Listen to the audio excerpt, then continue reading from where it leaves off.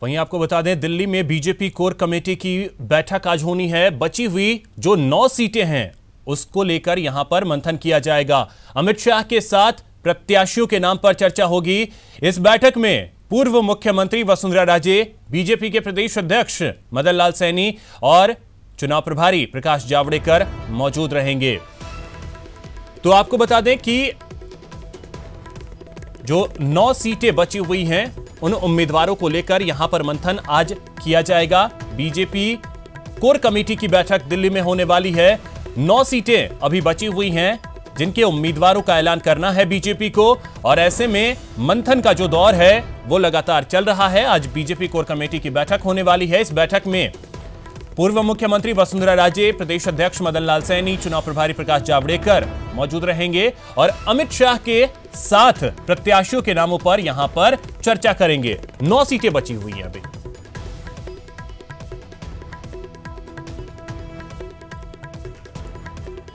तो इस वक्त अनूप हमारे सहयोगी दिल्ली से हमारे साथ जुड़ गए हैं इस पे और अधिक जानकारी देने के लिए।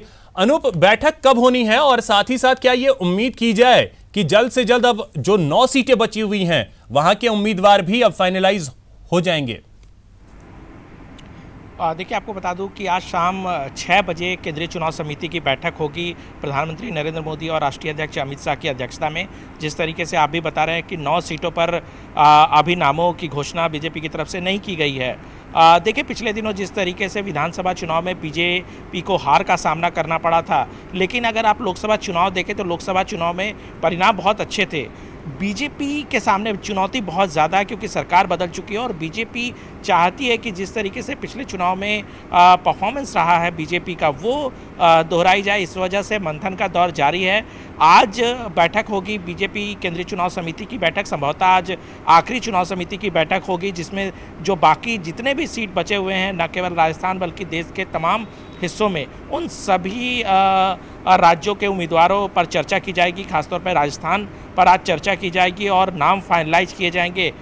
सूत्र बता रहे हैं कि आज या कल सभी नामों की घोषणा जो है बीजेपी की तरफ से कर दी जाएगी। लेकिन सबसे बड़ी बात जो बीजेपी के लिए चिंता का सबब है कि किस तरीके से पिछले लोकसभा चुनाव में जो बीजेपी ने एक तरह से अच्छे परफॉर्मेंस किए थे उसको किस तरीके से दोहराई जाए, क्योंकि अगर वो नहीं दोहराई जाती है तो उसका असर सीधे सरकार बनने पर पड़ सकता है। और यही वजह है कि लगातार मंथन किया जा रहा है और बीजेपी कह सकते हैं कि फूंक फूंक कर कदम बढ़ा रही है कि किसी भी तरीके से उम्मीदवारों के चयन पे किसी तरह की कोई कमी न रह जाए जिससे हार का सामना करना पड़े।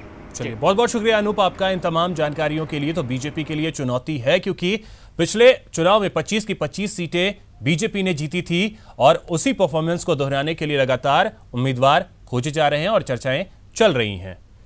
दरअसल मिशन 25 को पूरा करने के लिए बीजेपी ने विजय संकल्प लिया है।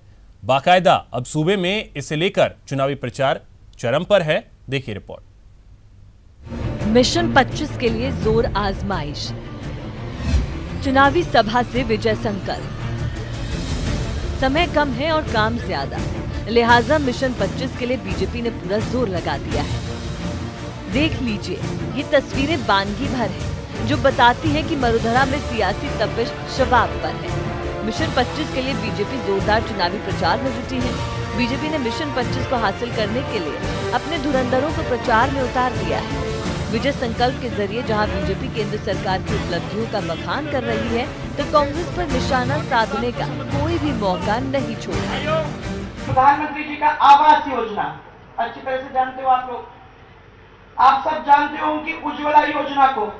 उस उज्ज्वला योजना के अंदर करोड़ों महिलाओं को, महिलाएं आप सब माताएं बहनें बैठी हो, कितनी सारी महिलाएं हैं राजस्थान के अंदर, करीबन 22 लाख ऐसी महिलाएं हैं जिन महिलाओं के घरों के अंदर अब गैस कनेक्शन मिल गया है और जिनको धुएं के बीच में बैठने की जरूरत नहीं है, जिनको रोटी और खाना आराम से 15-20 मिनट में बनाकर अपने घर में परोसने का काम हो सकता है ताकि वो दूसरे काम पे लग सकती हैं।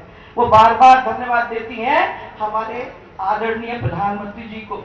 ये विपक्ष जो बिखरा बिखरा है, जो विपक्ष जिनका ना नेता है, ना नीति है, ना नियत है, ना नेता, ना नीति, ना नियत, ऐसे विपक्ष को पराजित करके, जैसे मैंने कहा पहले हम 84,000 से हारे थे उपचुनाव में, अब हमें 1,36,000 ज्यादा वोट मिले हैं, लेकिन 2,72,000 से जीतना है। और फिर एक बार मोदी सरकार। ये भारत की शक्ति है। 2014 के अंदर जब शासन प्रधानमंत्री मोदी जी को मिला तो उस समय अर्थव्यवस्था के अंदर भारत 11वें स्थान में था पूरे विश्व के अंदर।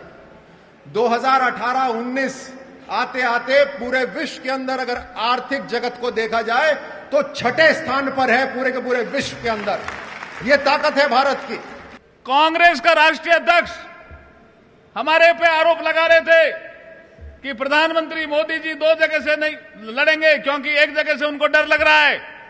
मैं चुनौती देता हूं कि प्रधानमंत्री जी ने तो अपनी सीट घोषित करती है वाराणसी।